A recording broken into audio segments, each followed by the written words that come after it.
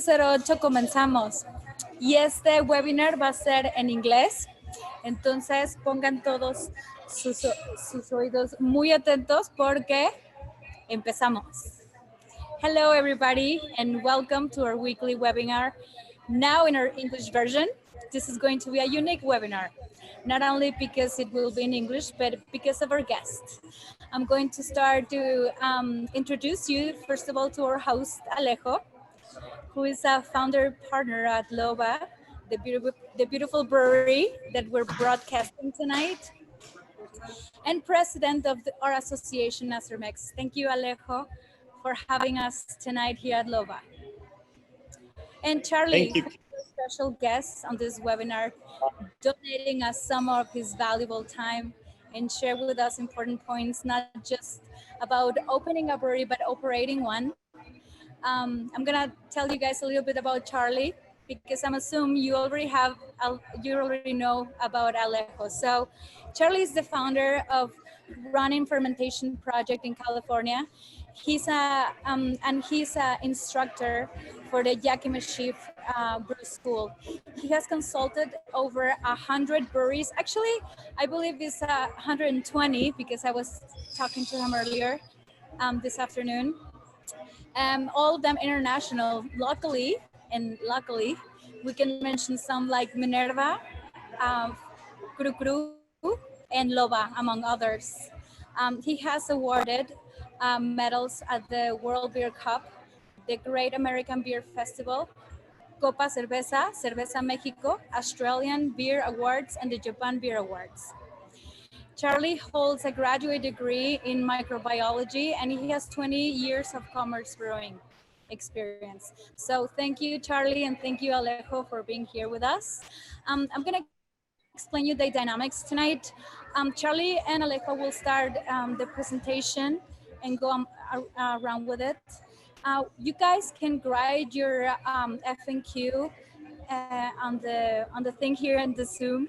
And at the end of the presentation, I can read all your questions, or if you raise your hand option in Zoom, I can open the microphone for you. So I'm gonna not take more time out of this webinar. So welcome Alejo and Charlie. Gracias. Thank you so much for putting this together, Chris, and thank you so much, Charlie, for taking the time to do this. And I also want to thank there's a couple of local brewers from Guadalajara here that they took the time to not only see it, but to come actually here. So guys, if you have any questions or you want to jump in, please feel free. There's plenty of screen. I was like, thank you for having me. I love the Cervecería and Mexicano craft beer scene is amazing and shares a special part of my heart. So thank you for having me. Okay, should we just start talking about running a brewery, or what would you guys like to talk about? I told you, Charlie, you were going to do all the talking. Well, you and Alejo. I mean, I can do that.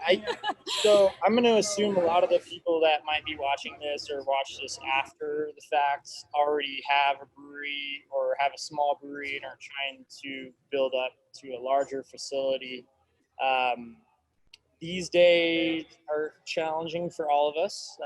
Besides pandemic, we have a ever-growing beer scene internationally all across the world. One of the things that I have focused on and that I have a lot of my clients and my brand focus on is making a concept out of your brewery. It's the beauty of us being craft brewers is we get to be conceptual. We don't have to make every beer in the world. So I always start out with people, what's your concept? Tell me your story. What do you love to drink? Back in the early 2000s, people would be like, you need to make, a light beer, a sweet beer, a wheat beer, a hoppy beer, a dark beer. No longer do we need to follow this protocol anymore. Now it's more about being extremely quality focused and finding that niche to reach out and tell your story to the people in your market. Education of customers is also super key. It's one of the things I really respect about Loba. Through trying times, they've very evolved their brand and have created a very strong identity that I think is recognizable worldwide. I don't know. Yeah, I agree that that's like step number 0. Like before actually starting, like what's your concept? What's going to make you different, right? Because there's thousands of breweries, right? Yep. So what's going to make you stand from the rest? Because there's a lot of great brewers. Yep. So I agree. I didn't thought about that. I was going to start with more stuff like actually when you start with like a business program, but I absolutely agree with you. That's the first thing that you need to focus on. Well, I always think, focusing on a business plan or evolving your brand, your identity, who you are to the public is more important now than ever. Your look, how you exist to the public, including your beer, everything. I feel when I see successful businesses and work with other successful businesses. I also run a brand out of Asia called Guaylo. We have 11 breweries and we brew in 17 different countries currently. We've stuck very core into one type of brand and one niche. And more than ever, I feel like that is your starting point. Your business plan and everything can start from your story. Tell me your story. Tell me which 3 beers you like to drink. We've all heard that we're passionate about your story, and I'm not trying to undercut that by any means. But like you said, what's going to make you different? Why am I going to buy your beer over another brewery? It's one of the things I really respect about the Loba brand is you've really stayed in this core identity and grown an identity. It came from your employees. It came from you and yourself. And more than ever, I think it's important for the breweries, for the home brewers to get to a scale to find that and to describe that to people. That makes sense. To show the people, the world, what drives you, what makes you get up in the morning, what will be passionate for them about your beer, right? Well, yeah, absolutely. Okay, so it will be that's number 1. Yeah, but the first basic thing.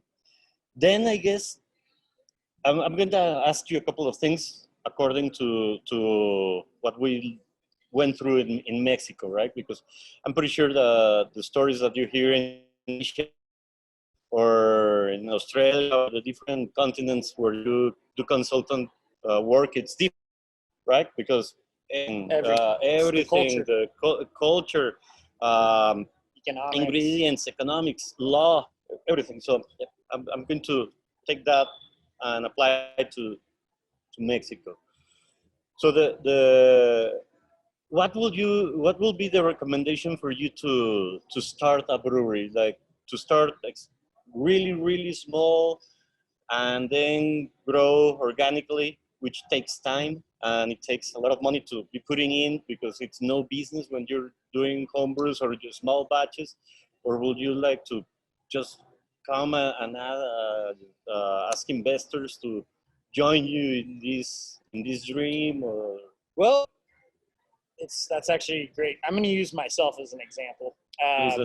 With Ronan, I started my brewery too small, actually, and had more demand than I was able to meet, and it ended up being a detriment to my brand, and I had to,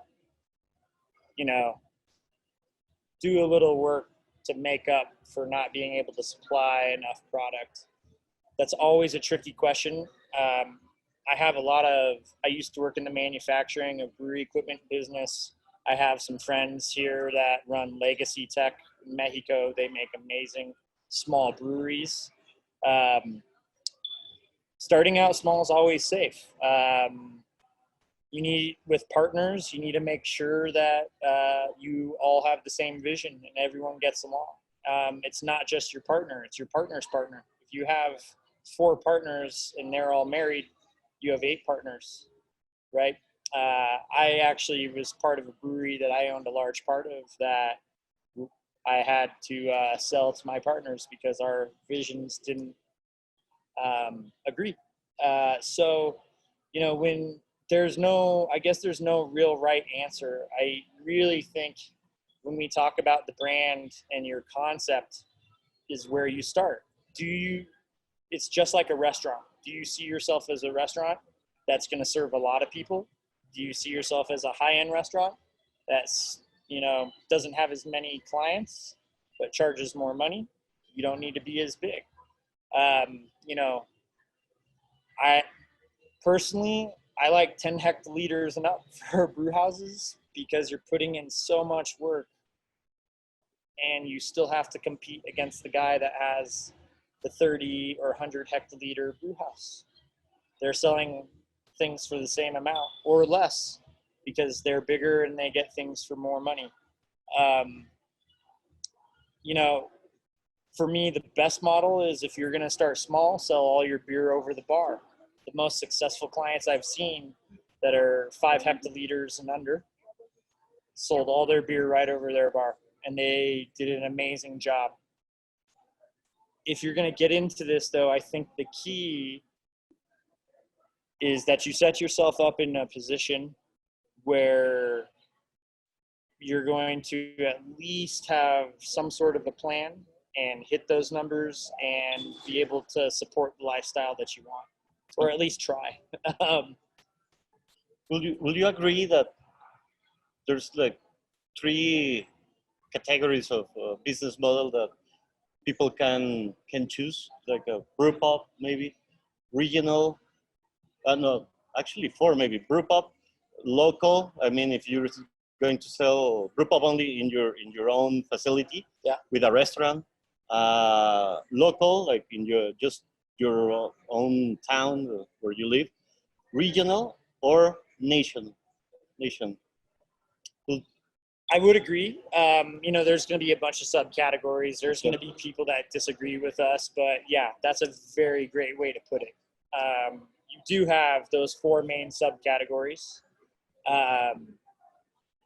You have different cost of goods. You have different concepts. Like, are you trying to package your beer? Are you trying to sell draft beer? Are you trying to can beer? All of these different concepts have a lot of things that you might not consider. In the American beer scene, Australian beer scene, and European beer scenes, there's not a lot of room for big regional national breweries anymore. The breweries that you're seeing that are successful are a little smaller. They're doing, you know, under 200,000 hectoliters a year. They might have a little brew pub and do some distribution. The brew pub model is amazing. You need to watch the food part always. I used to own a brewery that had a restaurant attached, and I used to joke around that the brewery basically paid for the restaurant. But yes, I agree. And I think everything comes down to your resources that you have available. Debt to income is a big thing. Like, how much debt are you taking on versus how much projected income are you making per year? Are you willing to accept those things? How strong is your brand too, right? Where is that concept and that brand and that story that's going to reach out to the consumer fit in the current market? As a consultant, it's not a popular viewpoint that I have anymore, but like, I only see concepts now. I do believe in craft beer because I believe in using quality ingredients, sourcing local ingredients, working with local producers. But if you're not executing that concept well, then you're not going to do well in business. Just like, sorry to use the reference from the United States, McDonald's is garbage food. Anheuser-Busch, you know, some people could argue that it's a perfect beer. A lot of people will be like, it's garbage beer. But they have a subsection of the population that they sell to. That's a concept that they enact well. So Very successful. They're very successful. So as a small craft brewer, I believe in finding your brand, finding your concept, where you fit in one of the 4 categories you mentioned, best as you can. Invest accordingly, of course. Exactly. I'm a big proponent in getting a good brew house and getting good lab equipment.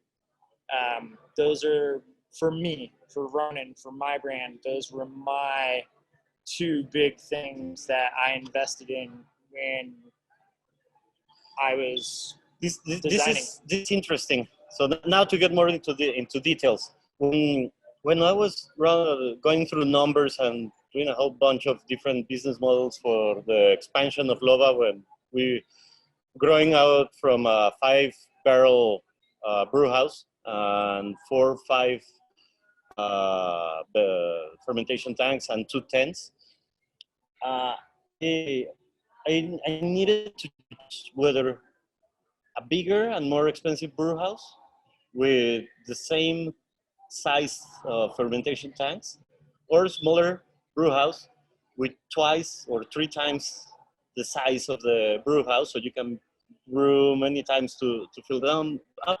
And the economics are very different. Yeah. Very, very different.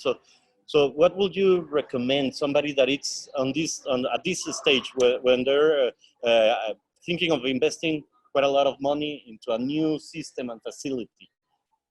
Well, I can tell you my experience, and I always try to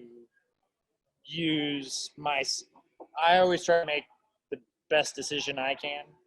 So when clients come and talk to me, I can use myself as an example. I bought a brew house that was smaller in volume, but had the ability to have a lot of production coming out of it. So it was a 1,000 hectoliter brew, or 10 hectoliter brew house, 1,000 liter brew house, but it's a 3-vessel brew house. So, and the automation that I had put in this brew house allows me to fill 20 and 30 hectoliter tanks in one day.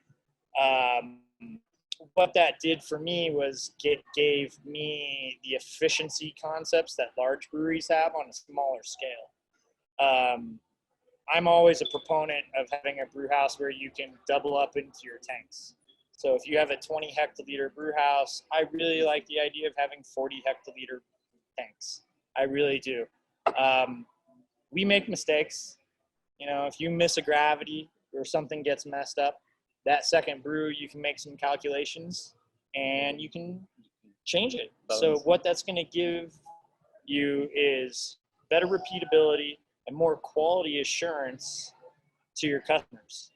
For me, the biggest deal is the experience I give the customer.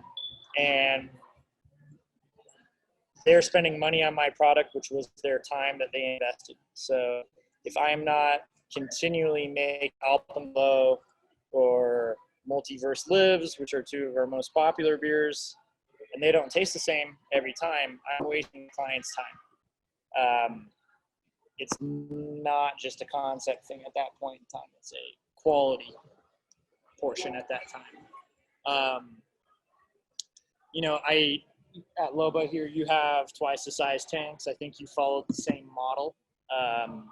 So 2040s. Yeah, so economies of scale, I always like double the tank size or triple.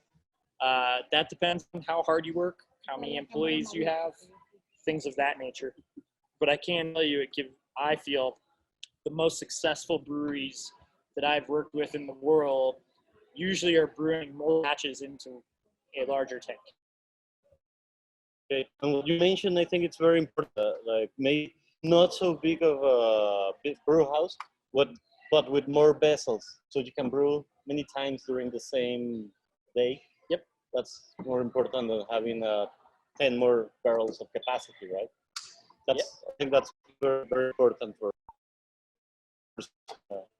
a big project. Yep. I mean, you know, for the record, that you started on a 5-barrel. Alejo, the few people that got to see the original Ronin location, which trust me was extremely ghetto. The ghetto is super barrio, like.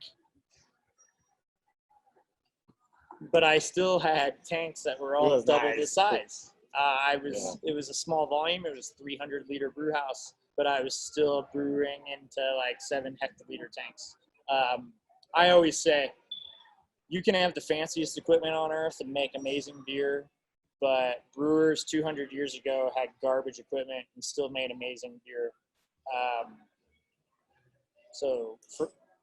Let's talk about don'ts.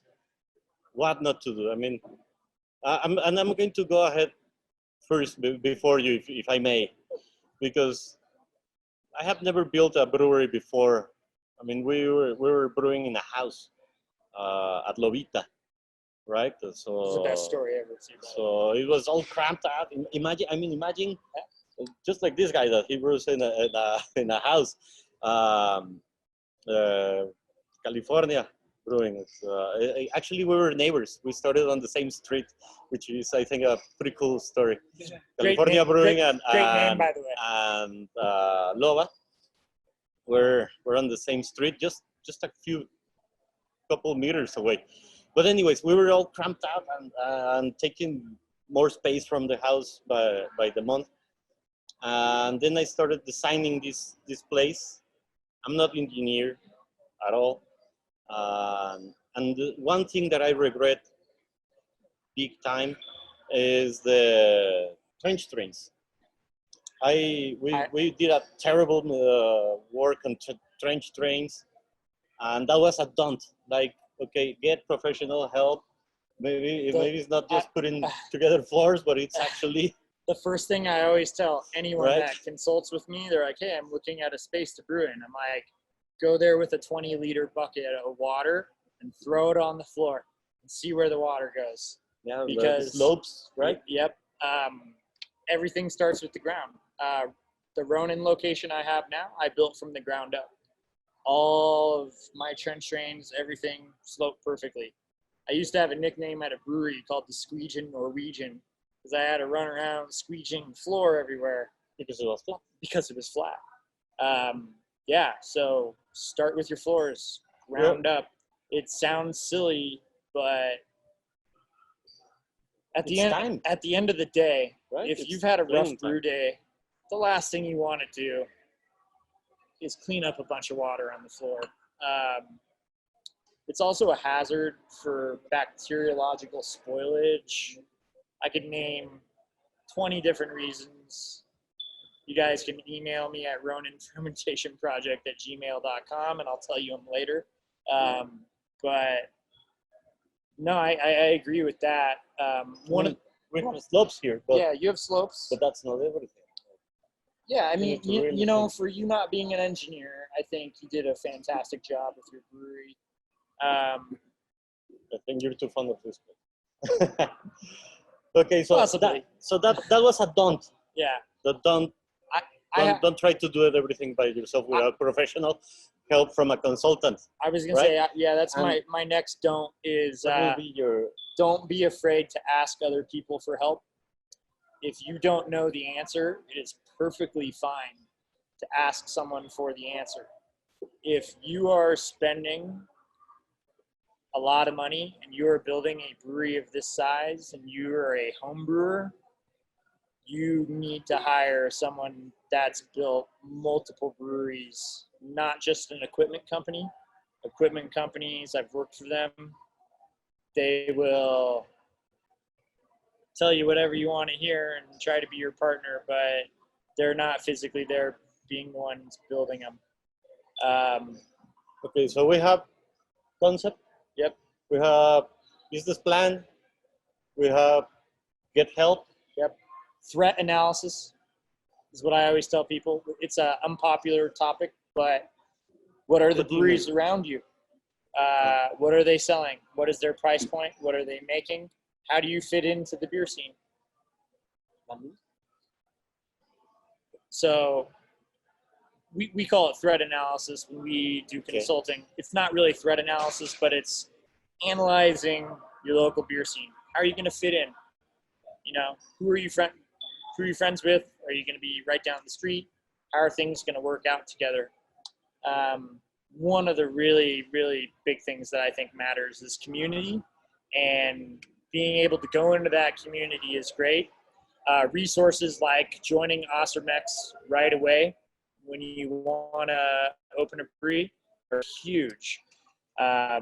You have access to other brewers. You're part of the association. Information. You know, going to conferences, being educated.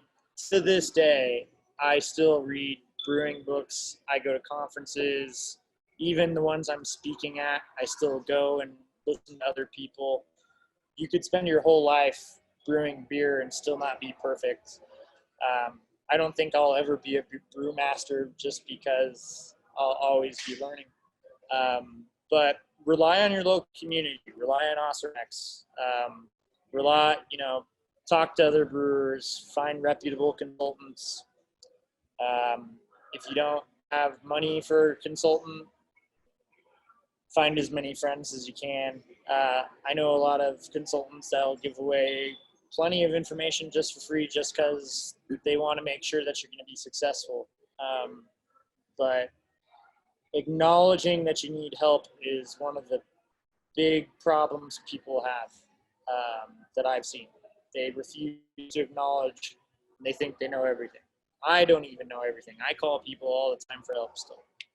I'm happy that you mentioned that about associations, and not just because I represent Cervecería now. I'm just a brief period of time of a story of the association, but because it's true. I mean, even in such a not very formal way of communication like a WhatsApp group, whenever somebody has a question, there's somebody that already had that problem, wanted to source that for their brewery, wanted to know something, a supplier or anything, and most of the time there's somebody willing to share the knowledge and their experiences.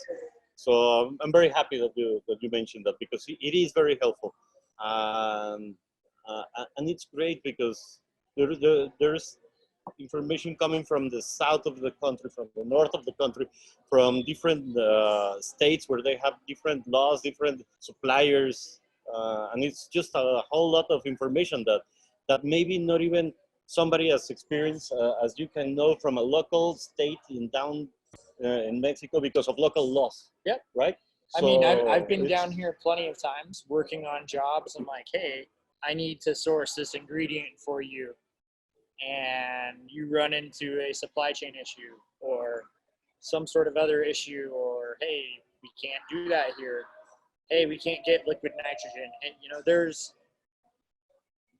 a lot of different issues going into building a brewery, and the stronger your community and the people around you, the better. Vet your business partners. Bet your I famously had a 5-year non-compete where I was not allowed to work in the United States, so I got to travel the world. That's why you came here. You have nothing better to do, man. Yeah, here in Japan. I like Guadalajara and Osaka the best in the world. They're my favorite cities. But no, seriously, I mean, when you're getting into this, you can make money at any size as long as you plan everything out, right? You get all the numbers down. But, you know, back to the concept and the branding is my big thing these days. How are you presenting yourself to the public? What's making you different? Your logos matter a lot these days. Not blending in. How are you going to be the beer that gets picked off the shelf next to the 20 other Northeast style hazy IPAs, right? Since everyone just makes hazy IPA these days. Except you. That's a good question. Okay, what would you recommend to go with the hype beers that are very popular, or or go with for the beers that you love? Well, so I actually had this kind of internal turmoil when I opened the new Ronin. Was I have the ability to make hype beer, and they sell really well. Do you want to go down that route, or are you going to be like a Jack Kerouac esoteric brewery where you only make cool ship sour beer and sell a little bit from It's complicated, right? Yes, very. And this goes down to really refining who you are, beers you make. And I always tell people 3 beers. Always put things around 3 beers. My brewery, we're based off of 3 beers. Some of the most successful clients I have in the world that started on little 300 liter systems and now grew on 300 liter systems only have 2 beers. This allows you to have less ingredients to purchase, less yeast strains. It's not the most popular idea in the world, but if I walk into a bar and there's 30 Northeast IPAs on a 16 beer tap list, 10 gozas that are all fruited with guayaba, a couple of lagers that weren't really a lager that have diacetyl and a bunch of stuff, what am I picking? Best ones of the category. I'm going to pick the Saison from the brewery in Baja or something, right? Because it's one that stood out to me as a consumer. I'm not the average consumer, obviously, but what I'm saying is having a more limited beer menu allows you to perfect your concept, your branding, and who you are and how you project yourself to the world. Our beer, our logos, whatever we do, how we walk, how we do everything is how we're projecting ourselves to our customers. And that will give you a lot of time and space to seasonals, right? And for experimental beers. Yeah, if you only okay, and this is not the way that we do it at Lava. We have 7 core beers, which is a lot according to more than twice more than double what you're recommending. But it's interesting and it makes sense because then you can have a lot of seasonals that normally sell very well, and 3 beers where you excel. Yes, we do 3 beers, and then quarterly we'll release 4 to 5 seasonals that are always different. And what that does is allow us to hit a couple different markets. It allows us to get the consumers that just want the same thing over and over. They know the brand. It is consistent. It's always great. And then for the heady craft beer shops, they're always looking for whatever's new. Every couple months, we're coming out with 4 or 5 brand new beers, brand new logos. One thing I'd like to point out is if you're packaging beer and you're doing this, the cost of label design and actual labels is very expensive. Your brand, registering your brand, all of that. Everything. So, one of the things that I quickly realized when I was working with a bunch of people was they would sit down and they'd be like, these are our financial resources. This is what we have available. And this is how we want to project ourselves to the world. So the best way to do that is be like, all right, well, let's find 3 or 4 things that define you. Define you as a brewer, define you as a human. I think that was a very good tip. To go low, to scale down on number of beers. You're not charging me for that, right? No. That one's you haven't been drinking. I'm the only one drinking. Salute. I thought I saw that dude with my wallet. No, he's gonna come. Okay. No, but that's the concept we have for us. We try to own 3 to 4 beers. We have a question. Oh, okay. Awesome.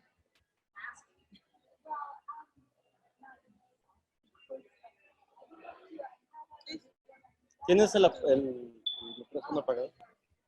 There you go. I have Rodrigo Organista who raising hand.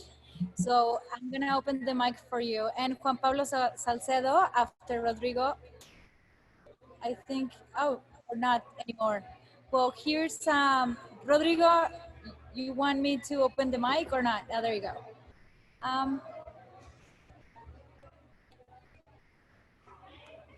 Listo, Rodrigo. ¿Me ¿Me escuchan? Sí, perfecto. What's up, Charlie? Hola, Alejo. ¿Qué pasa? ¿Qué onda, carnal? Todo bien. Question for Charlie. I am about to begin a new project, and I cannot afford a boiler and a steam system. So I am thinking of going not direct fire, but indirect fire for the mash tun and kettle. And I'm thinking, is it worth it to lay off the steam because of the initial cost and maybe try it off in the indirect fire? I'm a bit worried about scorching and caramelization. So maybe do you have some insight on these problems? How can I avoid them? And is building the firebox maybe less expensive than the boiler? Yeah, so my first two questions would be, what's your brew house size? And then, are you trying to step mash? Yes, step mashing, 5 BBLs. Okay. So depending on who your manufacturer is, you can work on your mash lauter. I'm assuming it's just going to be a mash lauter kettle whirl, 2-vessel infusion with a hot liquor tank system. You can work with them to design the lauter tun to be a little more efficient with doing hot water infusions if you wanted to. If you're gonna do one of the indirect fire, it's like the thermomite burners that have the blower that blows the hot air in. Yes. I've seen them work. I mean, they work great on kettles. Unfortunately, I haven't seen too many mash tuns work well that way. I've seen brewers on the 5 BBL level work a little bit better with like a Hawkhurst 2-step mash schedule with hot water infusion. Making sure your hot liquor tank can boil water and that you're pumping boiling water over to do those infusions. 5 BBLs for me is definitely not worth the steam. Like you mentioned, the upfront cost is huge. The cost of boiler and then the installation and whatever local fees you have could equal that of the brew house. If I had basically a 3-barrel system, and we used to do 3-step mashes with hot water infusions, and we would take runnings off, boil them in the kettle, and bring them back, and made very great beer that way. You can get really creative with different techniques to hit what you need. My recommendation would just be that you talk with your equipment manufacturer, have real conversations about the grist ratios you're working with, and making sure that those grist ratios aren't going to be too big and your water column in between your lauter screen and everything else isn't too great so you get stuck mashes. You can do it though at a 5 BBL with direct fire. If you're doing steam, you might as well go a 3-vessel system and get a mash kettle, a lauter tun, and then a kettle whirlpool. For me, it's not worth steam heating a 5 BBL mash lauter. The rake system isn't meant to mix, it's meant to channel and cut to increase your lauter efficiency. A lot of equipment guys don't like to admit that. They'll tell you that it can mix all day long. I've worked for 3 or 4 of them, and I can tell you that it does, but it doesn't.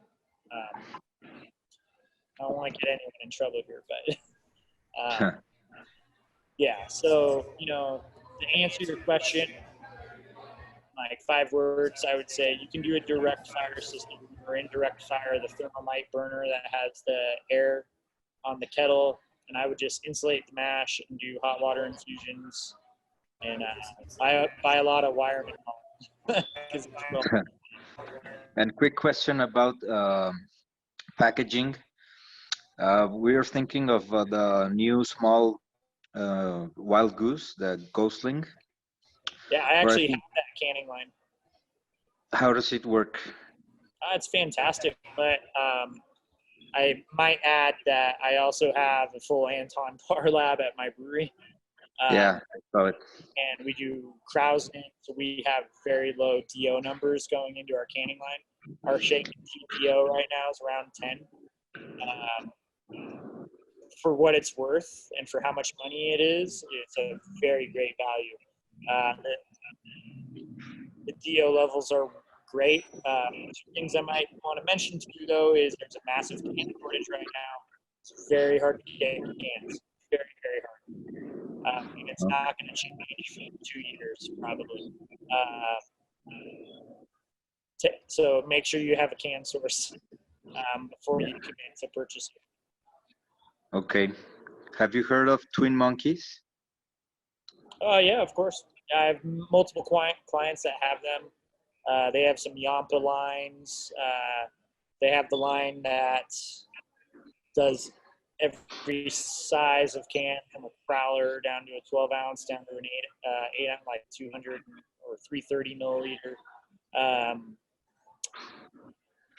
You know, this kind of gets back to the lab equipment and the user. When we get to these isobaric canning lines that aren't counter pressure filled, everything comes down to your DO levels and managing your pressures in your tank, and make sure that you're consistently filling the same height and seaming on foam. Twin Monkey, Wild Goose, ABE, I forget the other can company that is about the same as them. They're Cask. all kind of interchangeable. Yeah, Cask. There's one more. I forget the name of it. But, I mean, basically, they all feel the same way. They all have little things that they do that are different. My Gosling has CO2 infused tunnel. That's pretty cool. But, you know, I can tell you that, you know, we're sitting around 10 and a half shaken TPO. But our beer going to our canning line is sub 5 DO, and we have, you know, Anton Par, C-Box, test all of that. And having that lab equipment allows us to make those adjustments on the canning line. So I'm not sure my experience is the same as everyone's. I can tell you the first day I ever canned on the Gosling, I lost about 5 barrels of beer down the drain. It was a nightmare, and I wanted to punch myself in the face. Super embarrassing. Super embarrassing. But, you know, I'm very happy with it now. It works well. I'm moving on to a larger canning line once the can shortage is over. But it was a really great starter and allowed me to break into the can market at a really low cost. So overall, I was super stoked and happy. All right. Thank you very much. I have Santiago Espinosa with the hand as well, but I do have a question here. As a home brewer that brews 5-gallon batches and wants to start his own brewery, what tips would you give us to quick start our projects? You want to start, or you want me to start? I can start maybe. Yeah. If you're home brewing and you're going to take that leap, you need to be absolutely passionate about what you're going to embark on, because there's not going to be money for a long time. So you're going to need to eat from your passion and working towards a medium to long term future. And I will strongly recommend not to let go from one rope until you have the next one wrapped, because if you already have an income working teamwork, and you're thinking that you're going to make enough for living 3 or 6 months after you quit your job and start brewing, that's not going to happen. Absolutely. And it's going to be a difficult story. So I strongly will recommend that even if it takes longer work days, moving from job to job and working on the weekends and sacrificing time, it's worth it. It's going to be a very good reward in terms of happiness and enjoying what you do. But do not let your current income go away until you have a steady income and at least local established brand. That's how I would start answering that question. But now, Yeah, no, I mean, I think that's fantastic advice. Keeping steady income coming in, because you're going to be continually funding money into your brewery for years on end. I continually, still to this day, take consulting money and put it into my brewery, which I like to nickname my pet project. My advice to you would be to go work in a brewery.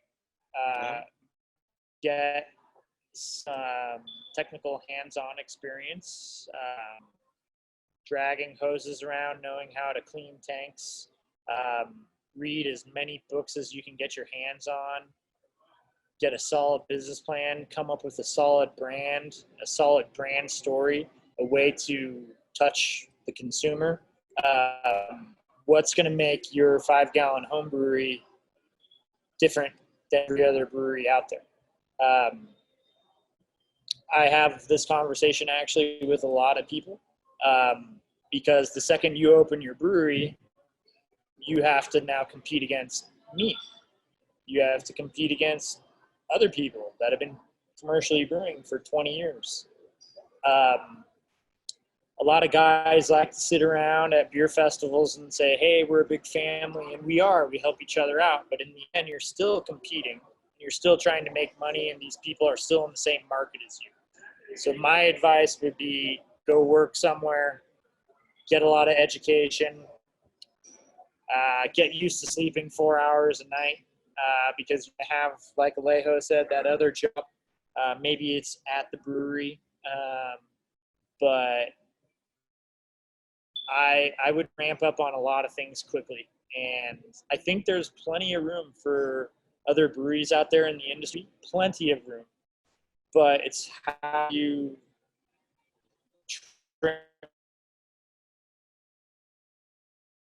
your make you stand out, and the quality better be there. These days, quality is king and queen.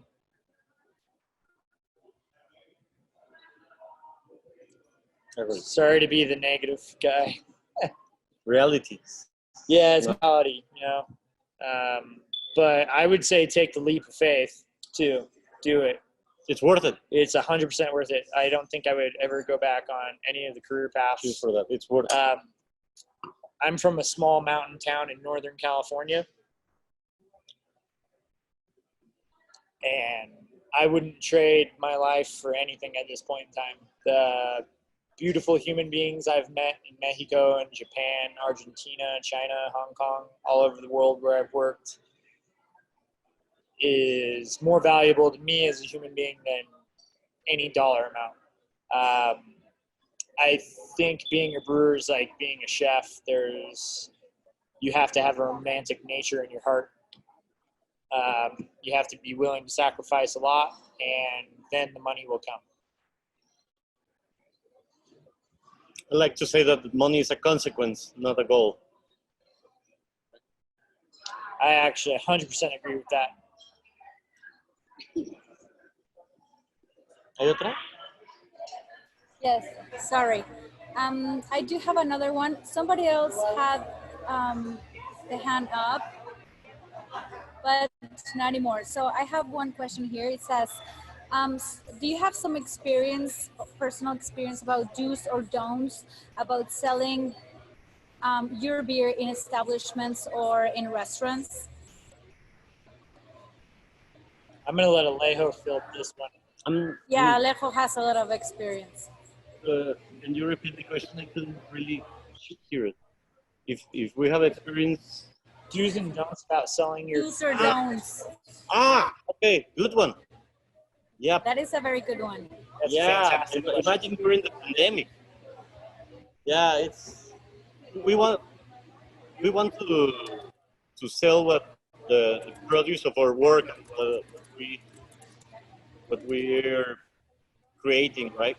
And there's a whole team behind brewing, and that team needs to get paid, and that comes from sales. So the sales drives brewery. To be honest, it might not be the most romantic thing, Wait a but second, it's not Instagram likes? no, it's not Instagram likes. No, Alvorga. I'm not Facebook shares.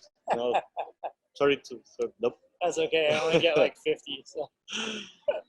So you need to sell, and sometimes in your hunger for sales, just accept the conditions that any restaurant will ask you to give them for selling the beer, and many times you're not going to be paid in the end, or maybe they're going to be paying you 60 days after you already deliver the beer. And when you deliver a Net beer, 30. Net 30.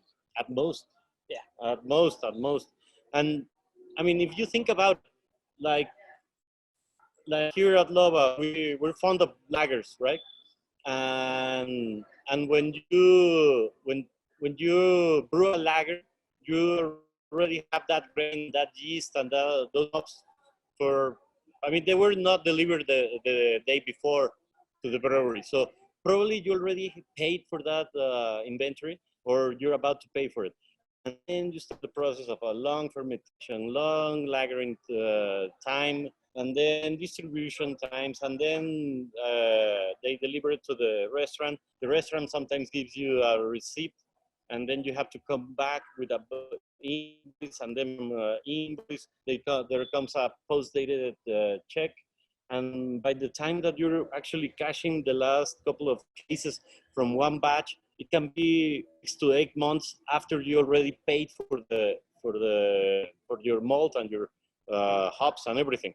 So you need to think about that. You need to not give on. I mean, you're putting your passion into the beer, so you need to think of who's willing to pay for it, and have them respect you as a supplier, as a top quality supplier, because they can run to the next OXXO or 7-Eleven to get other beer.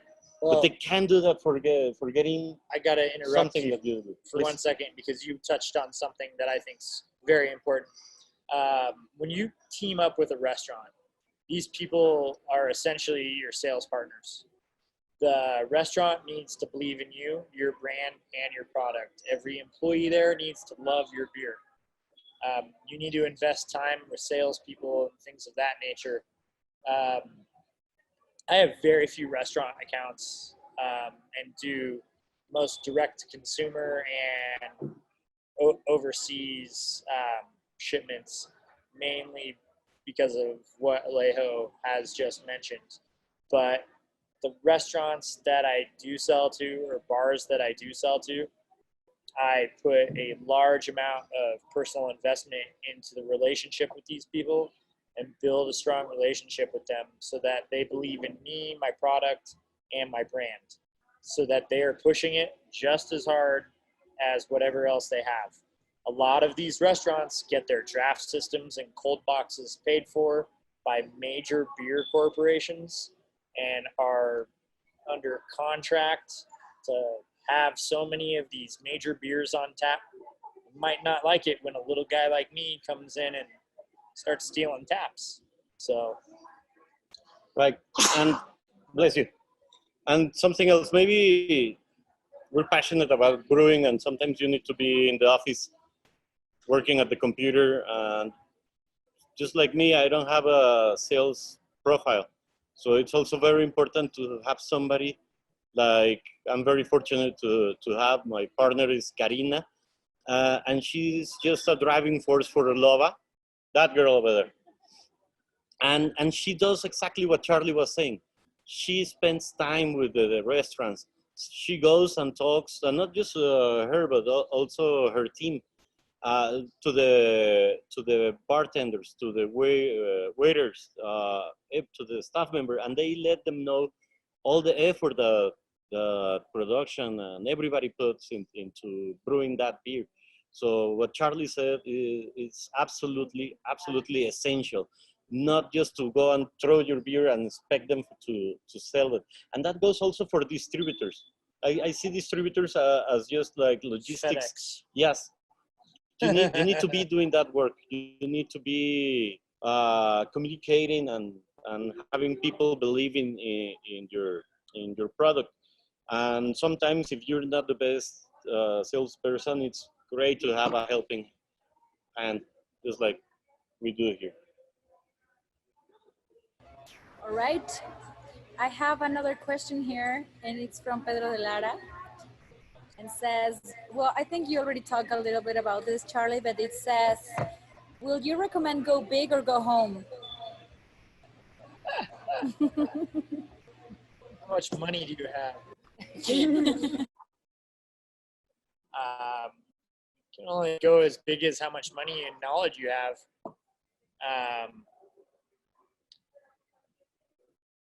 The size does not matter. The quality of the beer that you produce matters. The quality of your brand is what matters. Some of the most famous brands in the world produce 3,000 hectoliters a year, and that's it. So what do you mean by go big or go home? Are you talking go big on quality or go big on volume? Sorry. It's okay. But yeah, fucking go big. Go big on quality. Then you'll go big on volume. All right, so there you go, Pedro. Somebody else, any more questions? You guys are shy. Nobody wants to talk on the microphone. Yeah. So in my business plan, I have 20% loss programmed into my business plan. That means I have to dump 20% of the beer I produce annually. If I don't, that's a bonus. Another don't. Here's a great don't. The second you, and I'm guilty of this one, so that I'm speaking from personal experience. Actually, most of what I've said tonight is personal experience. The second you become a brewery business owner, you need to remove yourself from social media, because you now represent your brand, and nobody cares to hear what a brewer has to say socially or politically. That's the fact of the matter. I wish it wasn't. I wish it wasn't. I wish I could stand up and be like, hey, this is what I believe in, but half the people that buy my beer don't. That's And interesting. Or maybe choose what you communicate. Maybe yeah, or choose, politics. you know, like 3 or 4 breweries, a couple people that are in the Sesiones project with us. Their companies don't allow them to have Facebook. They have Instagram, but they don't have Facebook. Everything's readable and portable these days. I've gotten myself into a bunch of hot water, making what I thought was an innocent statement, and another brewery would take what I said and try to use it against me. So, Gotcha. Or hire a social media manager, someone to manage your stuff, if you can afford it. I have 2 hands here. So I have a Santiago Espinosa and Viridiana Garcia. I'm going to open the mic to Santiago. Adelante, Santiago. Hi everyone, it's a pleasure to be here in this webinar. Well, I have a question. You were talking about that it's important to get bigger in production. Talking about the production. Uh, you mentioned to is a very way to save some money if you buy bigger capacity fermenter tanks that you brew house. Yes, yes, it is. Well, I just make a financial analysis about it, and it appears that is in fact is a better way when you wanted to open a bigger a bigger brewery. So you mean all the fermenters have to be bigger, or you can have perhaps I don't know one or two equal capacity of the of the brew house? So I have a couple fermenters that are the same capacity as my brew house, and a lot of them that are double capacity. A double capacity. Okay. Or triple. It depends on your brew house, how you're set up, the equipment you're working on, and how it's designed to work. How big your hot liquor tank is, how big everything is, because that's going to determine your capacity to brew back to back. My brew house was actually designed to brew back to back to back over an 18-hour period, 4 batches. It was 2-3 engineered times that way. more than the brew house capacity. Yeah, so it was actually engineered to work that way. When you're talking about, having some tanks same size and having some tanks that's bigger, I think it's a really safe option. It allows you to play around, do something that might be you're a little hesitant to brew that you don't think you can sell as much of. We go back to that seasonal thing. You have 2 or 3. Let's say you have a 20 hect brew house and you have 40 hect fermenters and a couple 20s. Maybe those 20s are your season, 40s are your mainstays. 3 beers We are thinking pumping out all to. the time. Okay. Maybe We are thinking to expand our what do you? our production to 10 BBLs. So we are planning to buy 20 BBLs capacity fermented tanks. This is very important because we are looking for investors. So they also okay. We're talking about, yeah, the beer is good quality. We have all standardized all the recipes, the beer recipes. But when you are looking for investors, they obviously they wanted to be the best results from for the profits.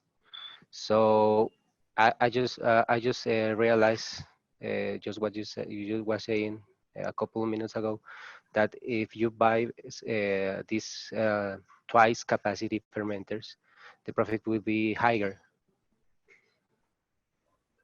And Well, so more consistent, right? yeah, so the risk is lower.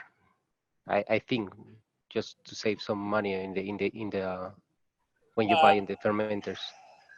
I don't. Yeah, I wouldn't. Yes, but I don't want to make it that simple. I guess you want to make sure that you have a couple other things that can support that ability to double brew. Like, you want to make sure you have the water resources Yeah.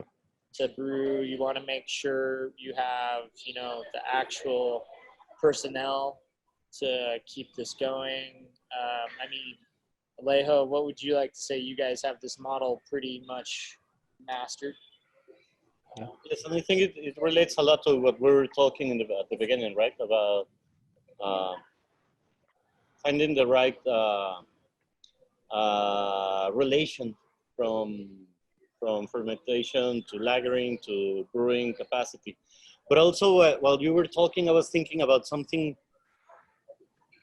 related, not strictly answering the question, but it relates to it, and it's used versus new. I mean, you can save money on some used stuff that maybe will work, but maybe there's stuff. I'll stop you right there. I don't Okay, buy yep. used. Only new? I only buy new. I've had so many clients buy used stuff that we had to go back and fix and re-engineer Yeah, or redo yeah, pump that's seals, important thing. whatever. You have to remember, when you purchase equipment, these people are also your partners. You're looking for an equipment manufacturer that isn't going to just stop calling you after they get your last deposit of money.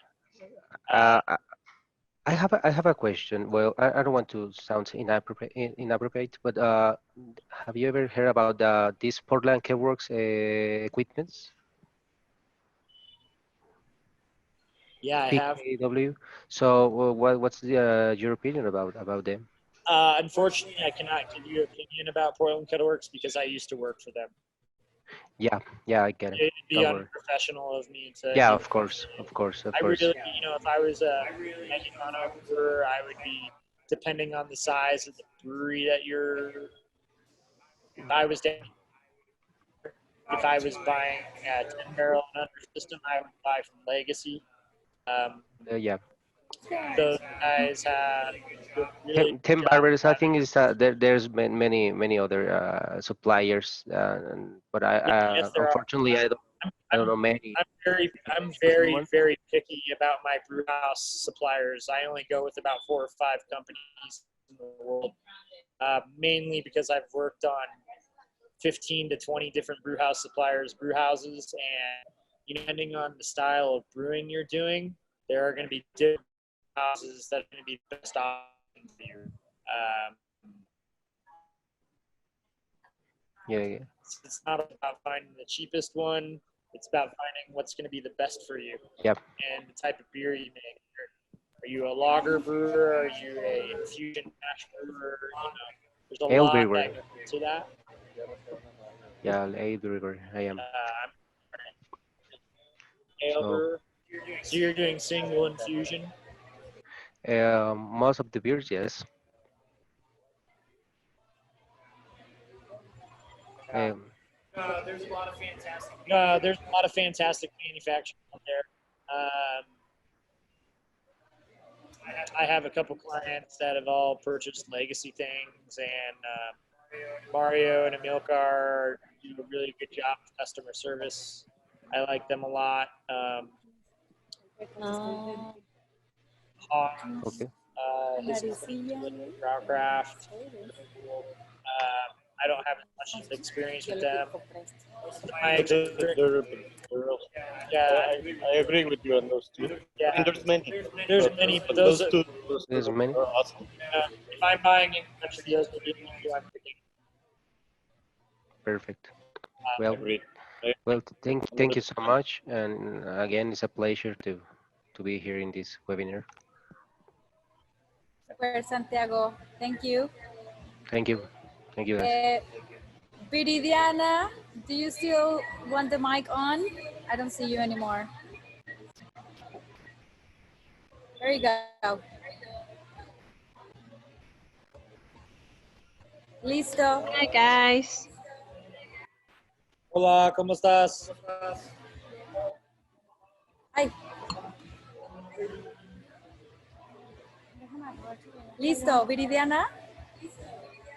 Can you hear me? ¿Me oyen?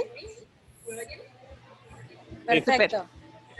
So thank you for the information. And my question is more about the growing of the brewery, like the process of the selling process.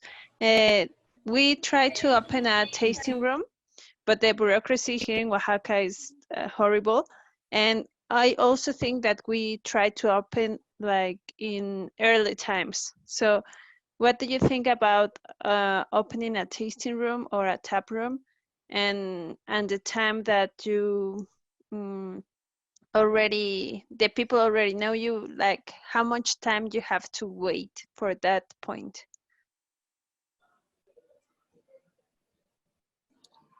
Can I start with that? Yeah, I mean, you have more. That's Okay. your field, man. So I'm gonna start by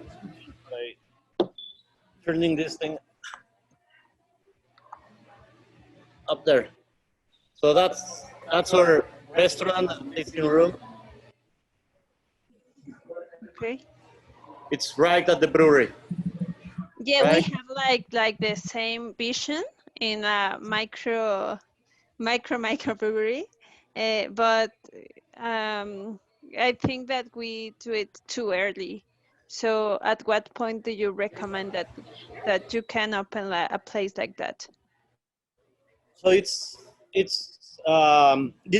is the way I see it. A restaurant is the best way to let people know about your beer, because there's so many brands out there. If you're thinking of just going and sell to the best restaurant in town, there's 20, 50, 100 breweries in the city trying to be selling to that specific restaurant. So it's rough. It's difficult, the competition for bars and restaurants, and having your own place. It's very expensive. It's a whole new Yeah. company, and it can be just the same amount of investment, even more, depending on the so both. But it's a very good showcase for your brand and for people to come and experience your DNA because they see not just a bottle in a shelf or in a menu. They sometimes get to know the people that are brewing. They see where your workplace, so they feel related to your brand. So that's a wonderful way to get community engaged with your brand. Having said that, Okay. it's a hell a lot of trouble. It's very difficult. It's extremely. Restaurants are like 100 head chimeras. No, it's sometimes everything goes wrong in a restaurant. It's a completely different business.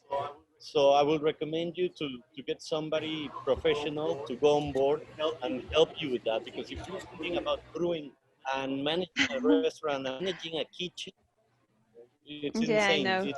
It's an insane amount of work. So You'll break down at one time. I mean, for me to touch on that, I used to own a brewery with a very successful restaurant and a satellite tasting room attached to it. And when I opened up a new brewery, I put a tasting room, very small in, and that was it. Um, Mainly because I was tired of dealing with all the headaches, as he's saying, that come along with it. Okay. Thank you very much. Chris, All right. Let me see if there's no other questions. So anybody wants the mic on? We still have a couple of minutes. But Charlie, there was a huge don't about the equipment, the used equipment. What you just said, it was very interesting. about them being your buying used. Yeah. Well, my experience has been when you go buy used equipment, it's usually on auction or something like that. So you have to pay to remove the equipment, and then you have to ship it to yourself. You have to crate it up. Then you have to find out what's wrong with it. Maybe you're paying a plumber or an electrician or a sanitary TIG welder to fix things. By the time everything's said and done, how much money did you save? How much time did you save? This is your goal and your dream and the thing that you're passionate about. I'm not saying that it can't be done. A lot of people have done it. I'm just saying you're going to be more successful just even if you can't afford the bigger system, get a little bit smaller of a system and just grind harder. That was very interesting, I may say. Actually, I have another question here. It's from Javier Gonzalez.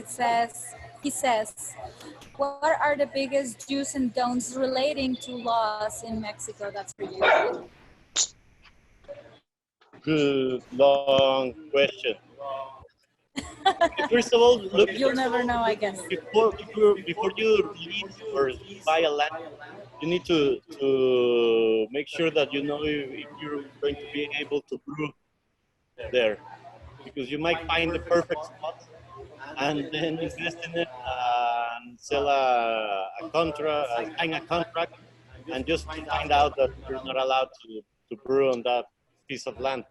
So that's like number one, basically. Just go and check out the uso de suelo, the most important thing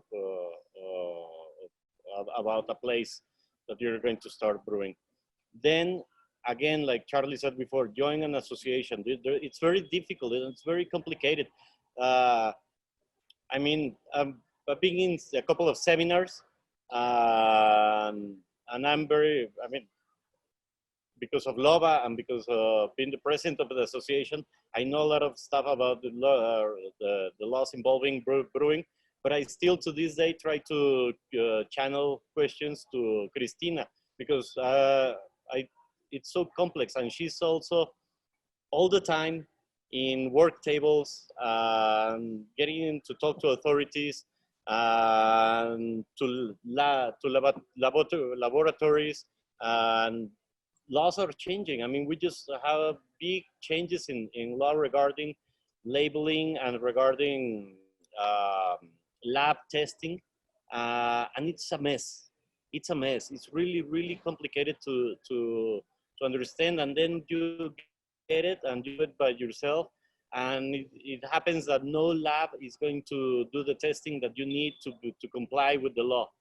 So that's when it's very, very helpful to join the association, the Cermex, because that's what Cristina does, and that's what she's a professional at, and it's a headache. And if you find it, if you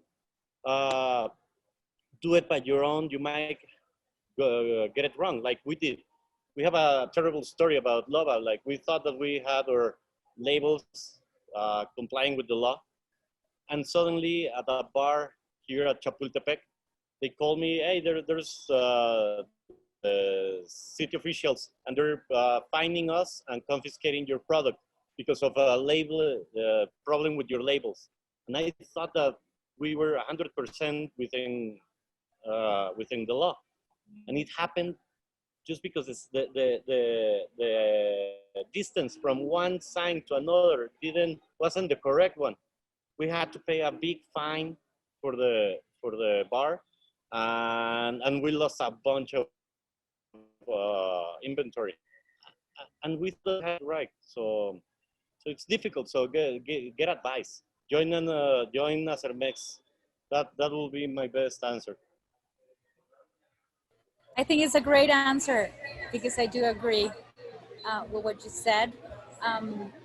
It's very important to be near the association, to be updated constantly about the things we have to go through. So join us, Cermex. You have all our contacts. I do have another question here from Gladys Munoz.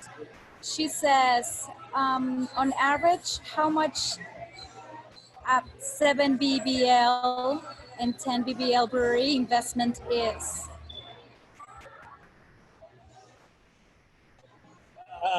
Where are you buying it from? If you buy it from North America with 6 fermenters, 2 bright tanks, a cold box, getting your floor, everything done, you're looking at $250,000 to $400,000 US. Everything, total build out. Maybe it's a little cheaper here. If you're getting it from China, it's going to be a fifth that price, but maybe it works, maybe it doesn't. Everything comes down to the build out. You can have set costs of your equipment, but your subcontractors are what will kill you. So they can, delay your project. They can charge you more money than someone else. When I see projects go over budget, they always do. So always plan for double the amount of money and double the amount of time. That's what I tell everyone. If you think you need $200,000, plan on $400,000. If you need 1 year, plan on 2 years. Mainly because things get caught up with bureaucracy. They get caught up with the pandemic. They get caught up. You can't plan for everything. But yeah, I mean, $250,000 to $400,000 easy. You mentioned something that reminded me. I mean, if we can end on that, I will agree. Maybe it's cheaper here, but not so much, because then if you buy a canning line, you will need to pay for the import of it, import taxes and everything. So that balances against the construction. You can do it cheaper. I've seen people build a 10-barrel brewery for $90,000. Yeah, but you just reminded me of something. We haven't mentioned the cold box. And whatever the size of brewery that you build your cold box at least twice what you're thinking. 3 times? Okay, 3 times of what you're thinking. And you will not get it wrong if you go twice or 3 times as big, because that's a piece of the brewery that we just think that it's going to be fine. It's not. And if we're spending so much time and effort and passion of brewing the best possible beer, and then if you need to let a pallet of that gorgeous beer that you're brewing out in the hot Mexican weather, it's not going to do well for the beer. So you need to treat it and try to maintain a cold chain. So a huge cold room is always welcoming. I don't know what, but I thought of that. No, And that's a good advice, I think. I fully agree. Like, depending on your size, if you're a 15 BBL or a 17 hectoliter brewery and bigger, you should have a cold box flipped that you can stack pallets on top of each other and you use vertical height, not just the width and the length. If you're, 12 heck and under, you don't have a forklift, so you don't need to stack things. But cubic space, Size does matter. size does matter. All right, thank you guys. Is there any other question? I don't see any other question here. Our time is up, actually. So if somebody else wants to have the microphone open, now is the last time. This is the last call. While if somebody else wants to talk, I'm gonna thank you guys for being on our webinar. It was awesome. We learned a lot. I did. I hope everybody did as well. And thank you very much. Thank you, Alejo. Thank you, Charlie. You're welcome. I'm just going to say something to close on. Please, not just join us, because if you're already a brewer, there's a very important work with the association, and it's loving a new law regarding the taxes. So please get in touch with Cristina or myself to talk about it. And if you know a congressman, it will be great, because we need all the support that we can to try to have a better frame of taxes, and that will be very helpful for the whole industry. So this is a very important time. And with that, I just wanted to thank everybody that joined us, that came here. Cristina, again, for putting this together. It's a lot of effort and time. Thank you, guys. Yeah, thank you. My only piece of advice would be brew more lager. That's a great advice. Thank you, Charlie. Thank you, Alejo. See you next time.